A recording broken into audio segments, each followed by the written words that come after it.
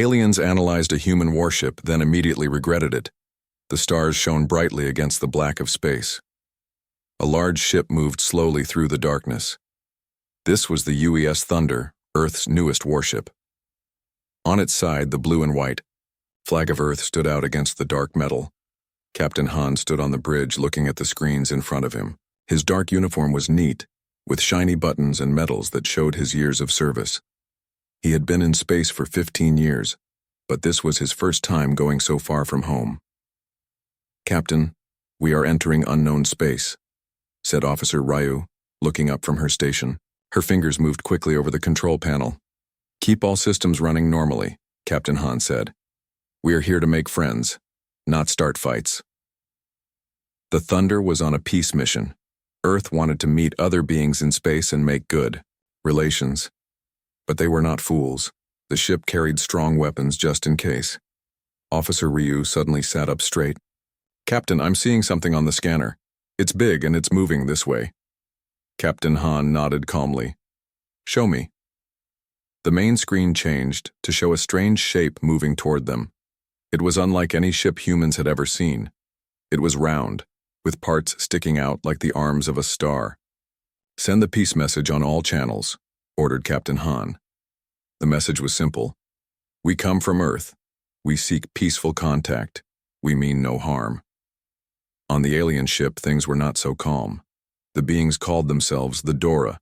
They had been watching space for hundreds of years, waiting for new life to find them.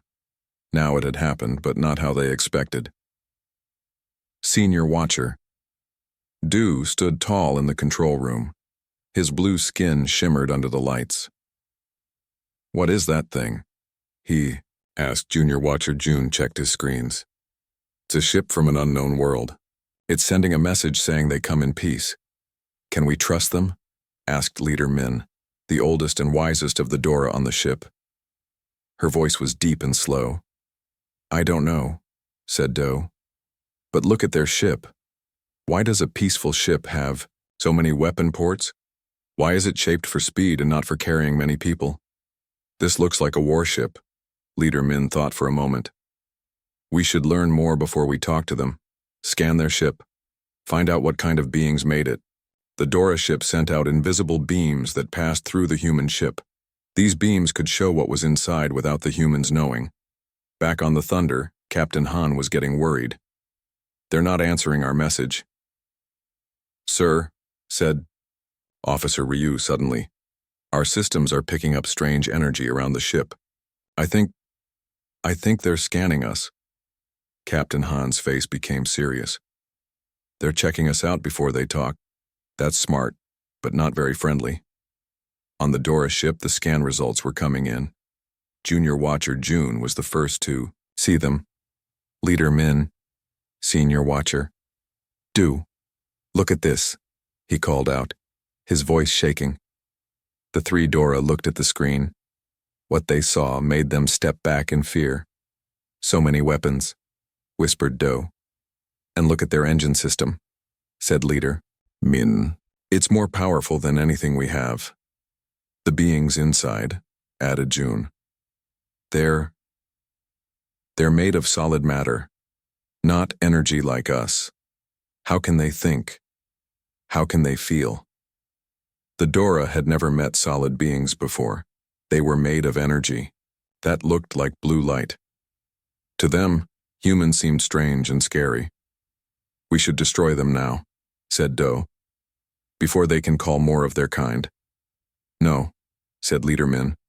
"First, I want to know more about them. Keep scanning. Find out everything." The scan went deeper. It looked at the ship's computer systems, at the air humans breathed, at the food they ate. It saw the pictures of Earth that crew members kept in their rooms. It saw the books they read and the games they played. What the Dora didn't know was that human technology could detect their deep scan.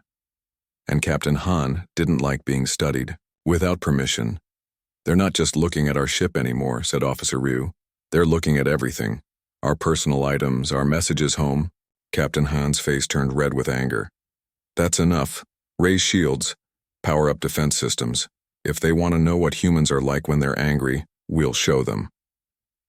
As the Thunder's shields came to life, glowing blue around the ship, the Dora realized they had made a big mistake. The scan had told them one important thing. Humans did not like having their privacy broken, and now they were about to find out what happened when you made humans angry. On the Dora ship, Senior, Watcher Du paced back and forth, his blue energy form flickering with tension. The human warship had raised its shields, a clear sign they knew they were being scanned. "We need to go deeper," Du said firmly. "If these solid beings are hostile, we must know everything about them." Junior Watcher June looked worried. "But they've detected our scan. Isn't this dangerous?" Leader Min raised a hand for silence. "Continue the scan, but be more careful. Use the special probes that can slip through their shields." Tiny drones, smaller than a grain of sand, left the Dora ship. They floated toward the human vessel, passing through the shields as if they weren't there. Once inside, they began to send back information. The Dora gathered around their viewing screens, watching as images of the human ship's interior appeared. "Look at how they live," whispered June. "They eat solid food. They sleep on flat surfaces. They breathe gases." "Focus on their weapons and defenses," ordered Do. The screens changed to show the Thunder's weapon systems. The Dora gasped. "These can't be right," Du said. "According to these readings, their main weapons use simple chemical explosions to push metal objects. That's ancient technology." Leader Min moved closer to the screen. "And yet they travel between stars. There must be more to these humans than we can see." The scan continued, moving deeper into the ship's systems. The drones found the engine room, the medical bay, and the command center. "Wait," said Leader Min suddenly. "What's that?" One of the screens showed a small room where Captain Han was talking to his officers. "The aliens have sent small devices onto our ship," Han was saying. "They're watching us right now." Officer Ryu looked alarmed. "What should we do, Captain?" Han smiled slightly. "Let them look. Let them see exactly what I want them to see." The Dora watched as Han pressed a button on his desk. Suddenly, all the screens on the Dora ship went blank. "What happened?" asked June in panic. "They've blocked our drones," Do said. "Impossible. No species has ever detected our microprobes before." Leader Min remained calm. "It seems these humans are more advanced than we thought." Just then, a new image appeared on their screens. It was Captain Han looking directly at them as if he could see them. "Greetings, observers," he said. "Since you're so interested in learning about us, let me help you. I've allowed your devices limited access to our database. The screens filled with information about Earth and humans. There were images of beautiful cities, advanced technology, and peaceful gatherings, but also images of wars, weapons, and destruction. As you can see," Han continued, "humans are capable of great kindness and terrible violence. We prefer peace, but we are always ready for war. The choice of which side of humanity you experience is up to you." The transmission ended. The Dora stood in silence. "Did you see those weapons?" June finally said. "Those were just their old ones, from their history. What must they have now?" Du's energy form pulsed rapidly. "We need to analyze everything we've learned, their weaknesses, their strengths." "Their medical technology is interesting," said another watcher. "They can replace parts of their bodies with machines, and their brains connect directly to their ship's systems." "But they die so easily," said Do. "A simple lack of oxygen, a change in temperature, and they stop functioning. We should attack now, while we have the advantage." Leader Min had been quiet, thinking deeply. Now she spoke. "No, there's something we're missing. These humans, they know they are fragile, yet they travel in space, knowing the dangers. They must have protections we haven't seen." "Leader Min is right," said June. "Look at how their ship is built. Every system has a backup. Some have 2 or 3 backups. Why would they need so many unless they expect to be damaged but keep fighting," finished Do, his voice now worried. The analysis continued through the night cycle. The Dora studied every piece of information Captain Han had given them. They ran simulations of battles between their ships and human vessels. The results were troubling. "If we attack them directly, we might win," said Do. "But our losses would be heavy. And there might be more human ships nearby," added June. Leader Min made her decision. "We will continue watching them, but we will also prepare for battle. If these humans are as dangerous as they seem, we must be ready." What none of the Dora realized was that Captain Han had given them exactly the information he wanted them to have. Some of it was true, some was false, and some was designed to create fear. As the Dora worried and planned, Han sat in his cabin, smiling. The best defense was often not shields or weapons, but doubt planted in an enemy's mind. "Let them analyze us," he said softly to himself. "The more they look, the more afraid they'll become." Senior Watcher, Du, stood before the High Council of the Dora, his energy form glowing bright with excitement. The 7 council members floated in their chamber, their blue light pulsing as they waited to hear about the human ship. "Honored Council," Du began. "We have completed our analysis of the human vessel. What we found is deeply troubling." He waved. His hand and images appeared in the air. They showed different parts of the thunder. "This is what the humans call their recreation room," said Do, pointing to a large space where crew members were lifting heavy objects. "But look carefully. They are training their bodies to be stronger to cause more damage in physical combat. They prepare constantly for war." Council Member Song leaned forward. "Are you certain? Could this not be some form of health maintenance?"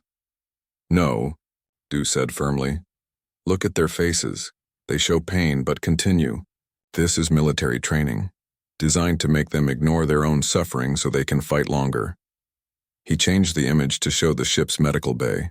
Dr. Bay was treating a crew member with a small cut on his hand. "Here is their biological weapons lab," Du said. "They inject themselves with strange substances. We believe they are making their bodies resistant to poisons or diseases they plan to use against others." The council murmured in alarm. "But the most disturbing discovery is this," continued Do, showing the ship's dining hall. "They gather in groups to consume solid matter.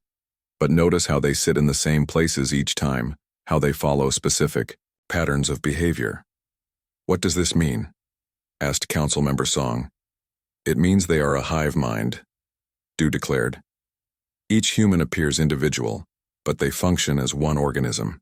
This makes them incredibly dangerous. If we destroy half their ship, the remaining humans will continue fighting as if nothing happened."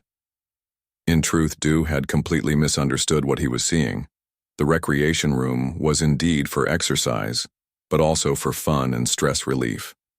The medical bay was for healing, not creating weapons, and the dining hall was simply where friends gathered to eat and talk. Meanwhile, on the Thunder, Captain Han was reviewing the sensor readings with Officer Ryu. "The aliens are still watching us," Ryu said. "But they seem confused by what they see." Han nodded. "They don't understand humans. That gives us an advantage." In his private quarters, Han looked at a picture of his family back on Earth. He missed them. This mission was supposed to be about making new friends among the stars, not preparing for battle. But he had to be ready for anything. Back in the Dora Council chamber, the presentation continued. "This is their engine room," said Do, showing an image of the Thunder's power core. "It produces more energy than our entire ship. Why would a peaceful vessel need so much power?" "For weapons," answered Council Member Moon, the most warlike of the group. "These humans are clearly dangerous." "There's more," said Do. "Look at how they communicate." He showed video of crew members talking, laughing, and sometimes arguing. They make sounds with their mouths and use complex body movements. This allows them to share secret messages that our translators cannot understand. They could be planning an attack right now, and we would not know until it was too late. In reality, the humans were just having normal conversations about their families, their work, and their hopes for peaceful contact with alien life.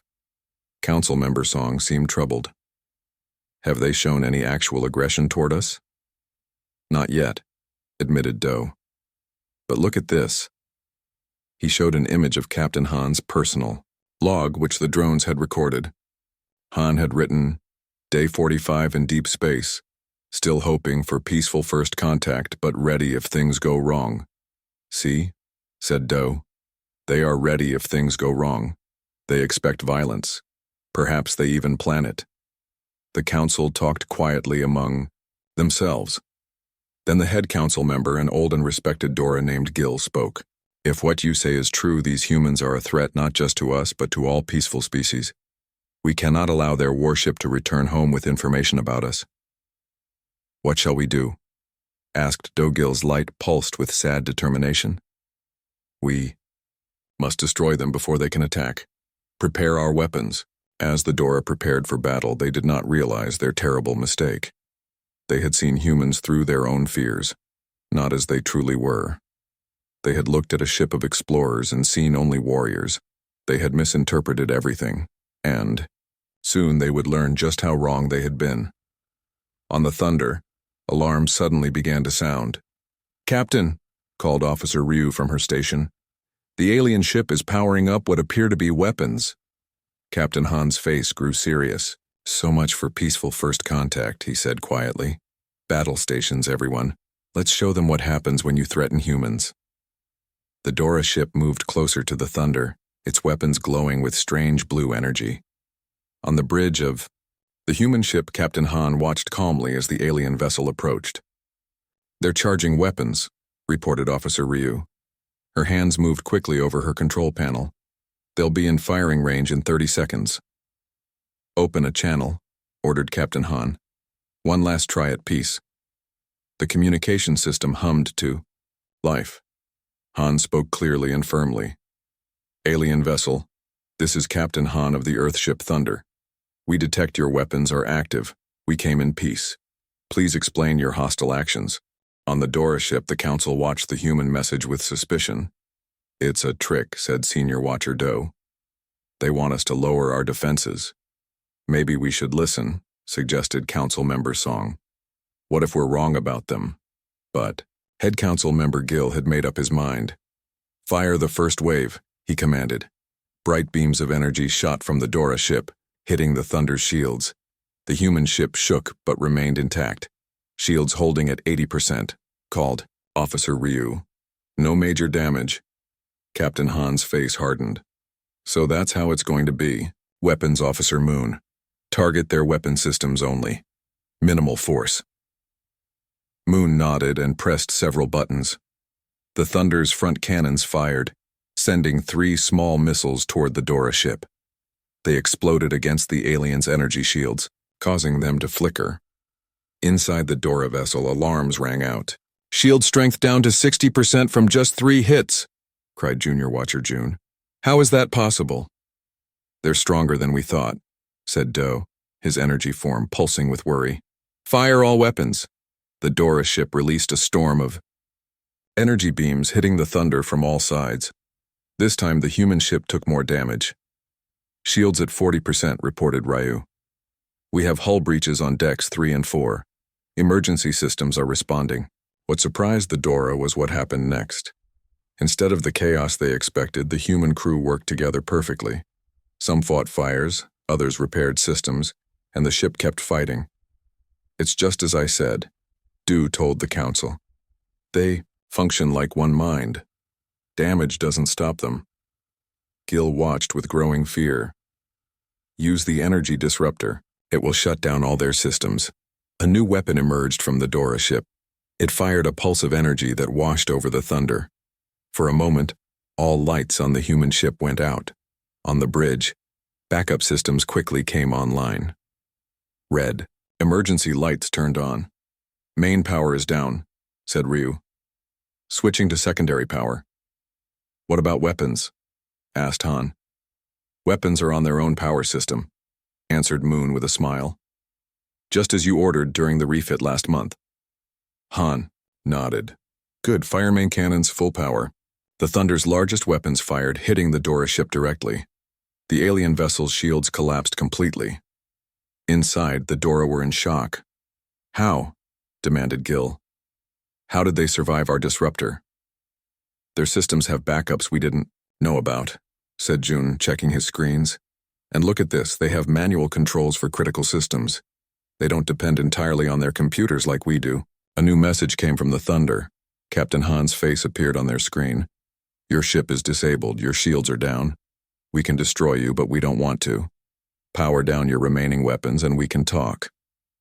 The Dora Council looked at each other. For the first time, they felt real fear of these solid beings called humans. Should we surrender? Asked Song. Never, said Do. We still have our secret weapon.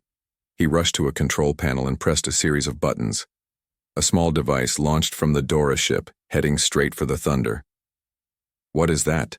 Asked Han, seeing the device on his screen.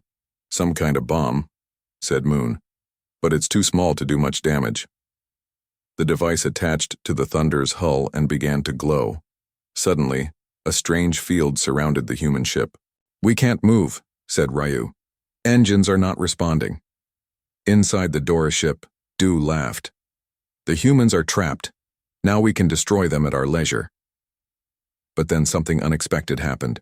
A small door opened on the side of the Thunder, and a tiny ship emerged. What's that? Asked Gil, pointing at the small craft. It appears to be a shuttle, said June. But it's heading straight for us. The shuttle moved quickly, avoiding the Dora's remaining weapons. It reached their ship and attached to the hull. We're being boarded, cried Do in panic. Captain Han had sent a team of Marines to the alien ship. Led by Security Chief Kang, they entered the Dora vessel, ready for anything. What neither side realized was that this moment would change everything. Security Chief Kang and her team moved carefully through the alien ship. They had never seen anything like it before. The walls glowed with soft blue light and there were no solid floors, just paths of energy that somehow held their weight. Stay alert, Kang whispered to her team. We don't know what these beings look like or what they can do. They turned a corner and froze. Floating before them were the Dora, beings made entirely of glowing blue energy. They had no faces, just brighter spots where eyes might be. They're made of light, whispered one of the Marines. The Dora were equally shocked. They had never been so close to solid beings before. They carry weapons in their hands, Senior Watcher Du said nervously to the Council. And look at their hard outer shells. Those are spacesuits, not shells, said Junior Watcher June, who had studied the humans more carefully than the others. They need them to breathe. Security Chief Kang stepped forward slowly. She put her weapon away and raised her empty hands. We come in peace, she said clearly. We need to talk. Head Council Member Gil moved closer to the humans. How can we trust you? You attacked our ship. You fired first, Kang replied. We only defended ourselves. Meanwhile, back on the Thunder, Captain Han was working with Officer Ryu to break free from the alien trap. They had discovered that the device used sound waves to hold their ship in place. If we change our shield frequency to match the sound waves, Han suggested, we might be able to break free. It's worth a try, Ryu agreed, her fingers flying over the controls. On the Dora ship, Kang had convinced the Council to meet with her. They gathered in a large chamber where the Dora usually made their important decisions. Why did you attack? Us, Kang asked directly. We sent peace messages, we tried to talk. We saw your weapons, said Do. We saw how your ship was built for war. Our ship is built for survival, Kang corrected him. Space is dangerous. We need to be prepared for anything. Including attacking other species? Asked Gil. No. Especially not that, said Kang. Humans spent centuries fighting each other. We learned the hard way that war brings only pain. Now we try to make peace wherever we go, but we're not fools. We protect ourselves. Just then, June rushed into the chamber. The human ship is breaking free. From our trap, he announced. Du turned to Kang angrily. This meeting was just a distraction. No, Kang said calmly. I didn't know they would try to escape, but I'm not surprised. Captain Han is very good at solving problems. As if on cue, Han's voice came through Kang's radio. Chief Kang, we're free from the holding field. Should we prepare to extract you by force? Kang looked at the Dora Council. That depends. Are we at war, or can we talk like reasonable beings? Gil's light dimmed slightly, a sign of thought among the Dora. We may have misunderstood your intentions, he admitted. And we may have scared you with our ship, Kang replied. Let's start over. Over the next few hours, humans and Dora began to learn about each other. The Dora were amazed that solid beings could think and feel as they did. The humans were fascinated by creatures made of pure energy. Captain Han eventually joined the talks. He brought gifts from Earth, music, art, and knowledge. We're very different, Han said to the council, but that doesn't mean we can't be friends. In fact, our differences could make us stronger together. Senior Watcher Du, who had been so sure the humans were dangerous, found himself changed by the meeting. I analyzed your ship and saw only weapons, he told Han. I never thought to look for your music, your stories, your dreams. That's often the problem with analysis, Han replied with a smile. We see what we're looking for. You looked for danger, so that's all you found. Before the Thunder left to continue its mission, the humans and Dora signed a peace agreement. They promised to share knowledge and to learn from each other. As the human ship prepared to depart, Junior Watcher June approached Captain Han. I have a question, June said. If we had destroyed your ship when we had the chance, what would Earth have done?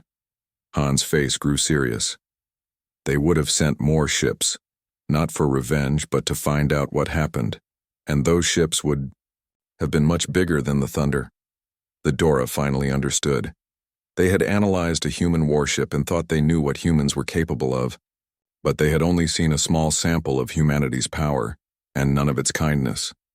As the Thunder moved away from the Dora ship, heading to new stars and new possible friends, both species were grateful for their narrow escape from war. Sometimes, the most important understanding comes after the biggest mistakes.